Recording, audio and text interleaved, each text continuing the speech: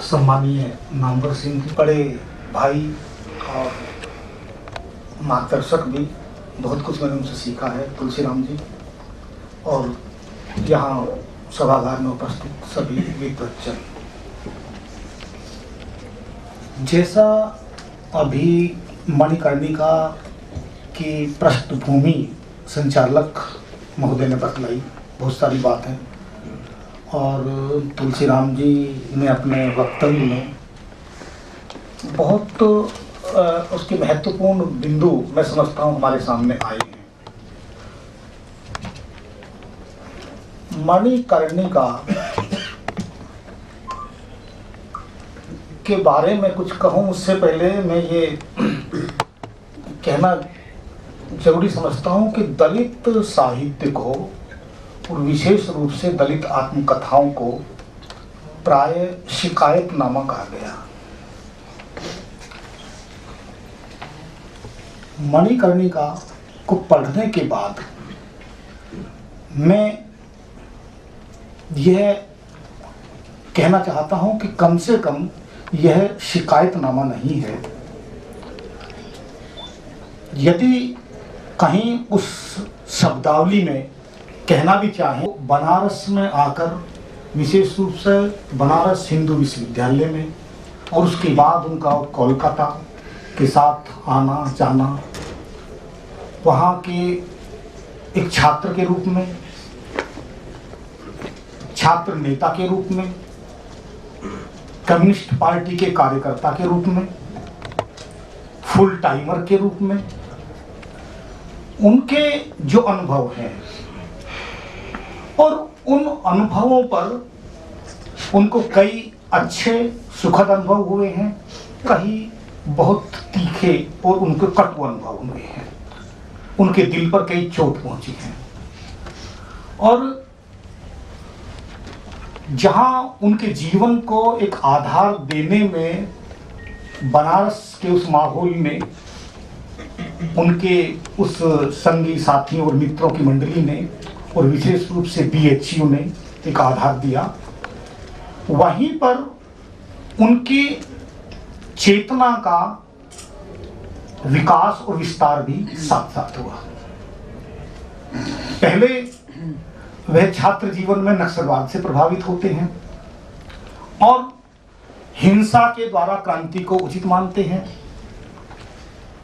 उसके बाद जैसे जैसे वो मार्क्स को पढ़ते हैं, बुद्ध को पढ़ते हैं, तो उन्हें लगता है कि नक्सलवाद का वो रास्ता समाज परिवर्तन के लिए, क्रांति के लिए उचित नहीं है, बल्कि मार्क्स और बुद्ध को मिलाकर के एक रास्ता बन सकता है और हिंसा के बजाय इस तरीके से क्रांति की जा सकती है। ये उनकी चेतना का विकास होता है। लेकिन साथ साथ उनको एक दूसरा एक दंश उन्हें लगते हैं कि कहीं किराए पर मकान लेने जाते हैं तो उन्हें मकान नहीं मिलता जाति के कारण। और भी कई कागजात थे जो उनके साथी हैं, कई बार जो उनकी बहुत अच्छी मित्रता है, उठना बैठना साथ काम करते हैं, और कहीं ना कहीं कई बार वो जाति आती है और वो जाति का दंश उन्हें अंदर से बहुत परेशान करता है। उन्होंने कहा भी अपनी इस आत्मकथा में कि उनके सामने 3 तरह की समस्याएं थी, द्वंद उनके सामने था। एक द्वंद ये था कि मैं राजनीति में जाऊं या कोई काम की तलाश करूं, क्योंकि वो चाहते थे पढ़ने के लिए पैसा नहीं है कि कोई पार्ट टाइम काम भी मुझे मिल जाए तो मैं अपना पढ़ाई अपनी जारी कर सकूं। एक तो ये द्वंद है कि राजनीति में जाना है, वो काम कर रहे हैं खूब शिद्दत के साथ में कि राजनीति में जाऊं या तो अपना कोई काम ढूंढूं। दूसरा, उनके सामने पेट भरने की भूख की समस्या बहुत गहरी। एक बार वो 8 दिन तक लगातार भूखे रहे, तो ये भूख की पीड़ा उस दंश को उन्होंने सहा। और तीसरा, जातीय भेदभाव का, जातीय अपमान का दंश लगा। हालांकि उन्होंने अपनी आत्मकथा में लिखा है कि भूख का जो ये दंश था, जो पीड़ा थी, ये उनकी सबसे ज्यादा बड़ी पीड़ा, ज्यादा मर्मांतक थी। लेकिन मुझे लगता है कि भूख की पीड़ा से भी जातीय अपमान की पीड़ा ज्यादा दर्दनाक और ज्यादा कठिन होती है।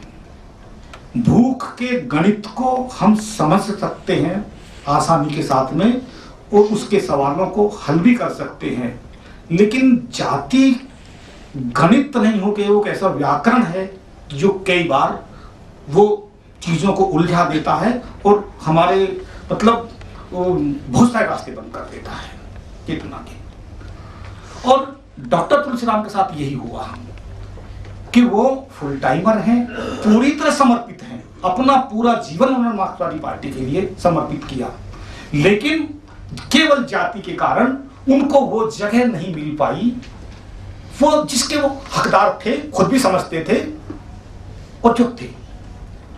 उनके कई जूनियर साथी बहुत आगे चले गए, वो नहीं जा पाए, यहां तक कि जहां तक मणिकर्णिका तक है, आएगा वो बताएंगे राजनीतिक यात्रा तब सामने आएगा कि उनके बहुत सारे साथी मॉस्को हो आए, लेकिन उनका नाम कई बार प्रस्तावित हुआ, कई बार गया, लेकिन उनको कभी मॉस्को जाने के लिए उनको संस्तुति उनकी नहीं की गई, वो नहीं जा पाए।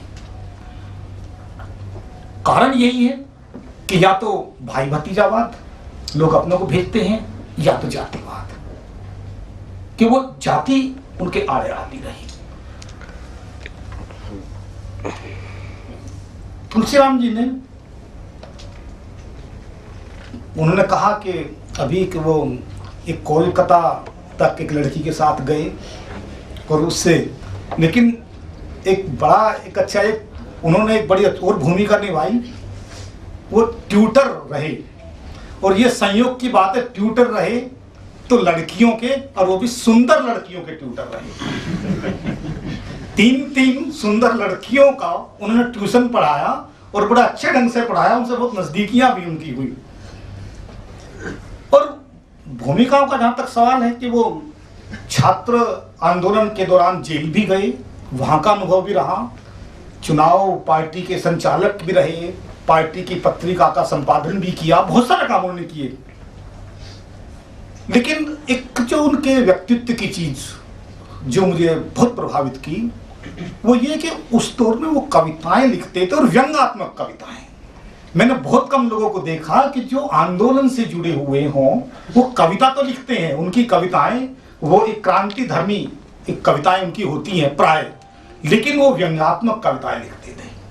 ये अलग बात है कि उन्होंने क्रांति का गीत भी लिखा, और एक उनका गीत कहीं बड़ा अच्छे तरीके से कहीं गाया गया, बहुत लोकप्रिय भी हुआ।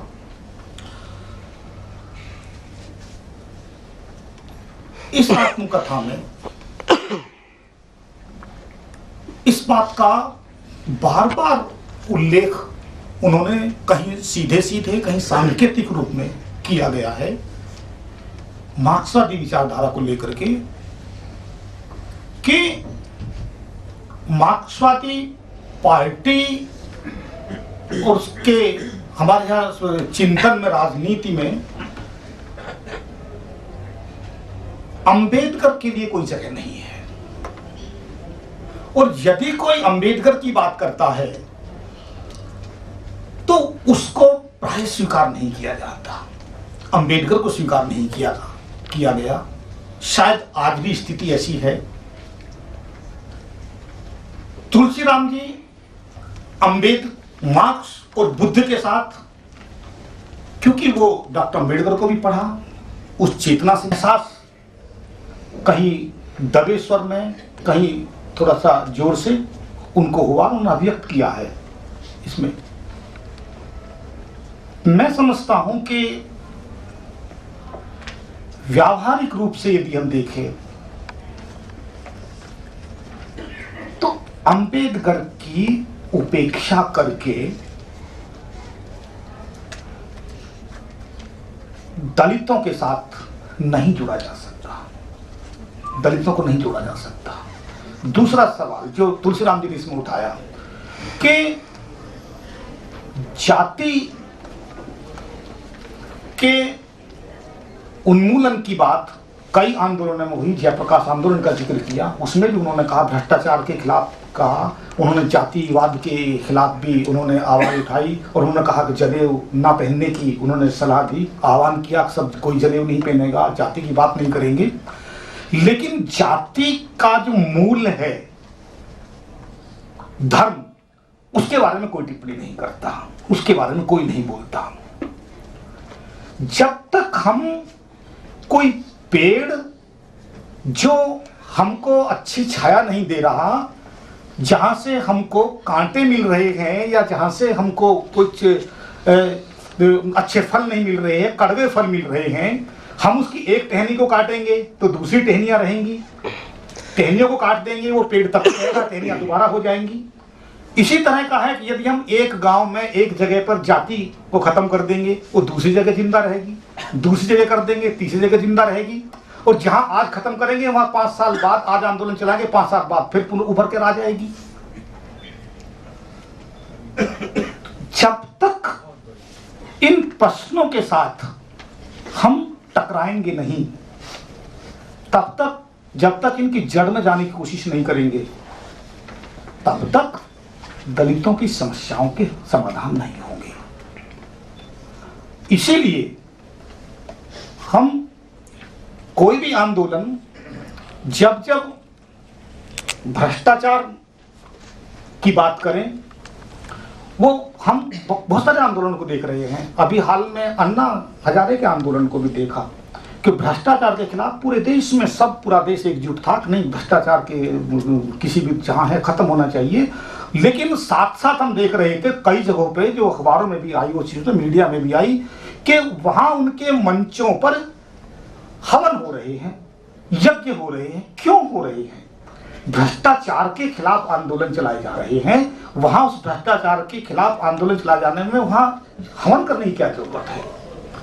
तो ये जो धर्म है, इस धर्म को हम बहुत, उससे जितना बचकर हम चलते रहेंगे, तब तक हम उन विकृतियों को खत्म नहीं कर सकते जो धर्म की देन है। तो इसलिए ये तुलसीराम जी की आत्मकथा ये बहुत सारे सवाल छोड़ती है, बहुत कुछ सोचने के लिए हमें गुंजाइश करती है, और बहुत कुछ करने के लिए प्रेरित भी करती है। बहुत बहुत धन्यवाद।